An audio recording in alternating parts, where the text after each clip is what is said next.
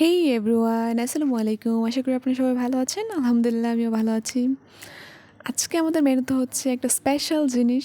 Special জিনিসটা মূলত special মানুষই নিয়ে আসছে, সেটা হচ্ছে কবুতরের মাংস। কবুতরের মাংসটা কিন্তু আমি অনেক পছন্দ করি, যার জন্য আমার ননদ নিয়ে আসছিল আর কি। আমি যখন বাড়িতে গিয়েছিলাম আর কি, তখন আমি আমার ননদকে ফোন দিচ্ছিলাম বারবার, তুমি আসো আসো। যদিও ও কিছুদিন আগে 1 মাস থেকে গেছে বাড়িতে, যার জন্য আসতে চাচ্ছিল না। তো আমি আসার কারণে আমি বারবার ফোন দিচ্ছি, যার জন্য আর কি ও আসলো। কবুতরের মাংস নিয়ে আসছে আর অনেক কিছু নিয়ে আসছে, বাট কবুতরের মাংসটা হচ্ছে আমার কাছে সবচেয়ে বেশি স্পেশাল। কিন্তু সে কিন্তু নিজে খায় না, আমার ননদ কবুতরের মাংস খেতে চায় না, ও দেশি মুরগিও খায় না, যার জন্য ও বলে কি যে কবুতরটা নাকি দেশি মুরগির বাচ্চার মতন মনে হয়, যার জন্য ও খেতে চায় না আর কি। আর আমার শাশুড়িও খায় না। খাওয়ার মধ্যে শুধু আমি, আমার শ্বশুর অ্যান্ড হচ্ছে মানে আমার ননদের যে ছেলে আছে পিচ্ছি, ও খাইছে, আর কেউ খায়নি এই কবুতরের মাংসগুলো। এই দেখেন আমি সুন্দর করে মশলা দিয়ে কষায় নিচ্ছিলাম, কষায় দেন হচ্ছে মিক্স করে নিচ্ছিলাম। সে বেচারা এত কষ্ট করে কবুতর নিয়ে আসলো, নিয়ে এসে সুন্দর করে পরিষ্কার করলো, পরিষ্কার টরিষ্কার করে দেন হচ্ছে ক্লিন করে পোড়া টোড়া সব কিছু রেডি করে কেটে কুটে রেডি করে দিছে একদম রান্না করার জন্য। বেচারা আসলো তো আসলোই, দেন আমার জন্য কষ্ট করে সব কিছু করেও দিয়ে গেলো। আর এই যে এখানে দেখেন আমি শুধু রসুন দিয়ে রান্না করবো। রসুন দিয়ে রান্না করলে হয় কি, এটার মানে পেঁয়াজ দিলে বেশি পরিমাণে সেক্ষেত্রে মিষ্টি মিষ্টি ফ্লেভার আসে, যার জন্য রসুনটা দিলে খুব ভালো একটা মানে ফ্লেভার আসে এটার।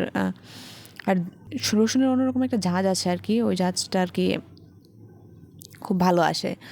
আর এখানে আমি মাংস টাংস দিয়ে সুন্দর করে মিক্স করে নিচ্ছিলাম, মিক্স করে দেন হচ্ছে কষায় নিচ্ছিলাম।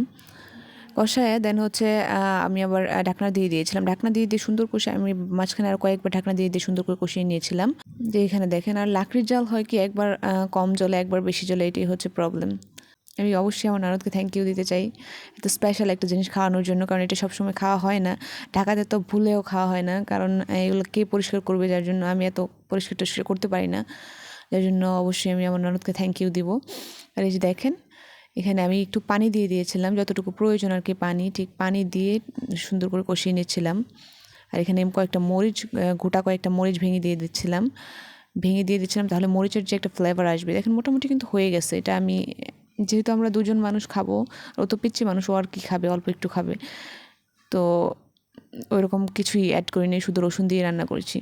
Just look at this colour, এটা এত সুন্দর হয়েছিল আর এটা খেতে এত টেস্ট হয়েছিল, তাই জন্য আমি বারবার আমার ননদকে থ্যাংক ইউ দিচ্ছি। থ্যাংক ইউ এত স্পেশাল একটা জিনিস আমাদেরকে নিয়ে এসে খাওয়ানোর জন্য। ওকে, আজকে এ পর্যন্তই, দেখা হবে নেক্সট অন্য কোনো একটা টিউটোরিয়ালে। আসসালামু আলাইকুম।